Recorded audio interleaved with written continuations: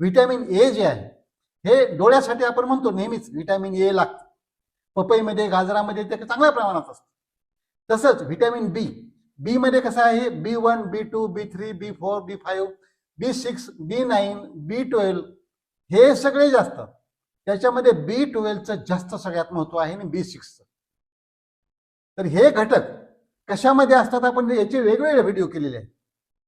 तसंच त्याच्या पुढचं जे आहे व्हिटॅमिन सी, हे व्हिटॅमिन सी जे असतं हे जेवढी आंबूस फळं असतात, आंबट चवीची जे असतात, खायचं लिंबू असेल किंवा काही ॲपल सफरचंद आहे, संत्री मोसंबी आहे, असे जे फळं असतात किंवा ज्या काही पालेभाज्या असतील, खाण्यातलं कुठलाही आहार ज्याची चव आंबट असते किंवा आंबूस असतात त्याच्यामध्ये व्हिटॅमिन सी चांगल्या प्रकारे असतं. आणि व्हिटॅमिन सी एक सगळ्यात चांगला अँटीऑक्सिडंट आहे. म्हणजे तुमच्या शरीरामध्ये विषारी घटकांचा जास्त परिणाम शरीरावर होऊ देणार नाही. तुमची रोगप्रतिकार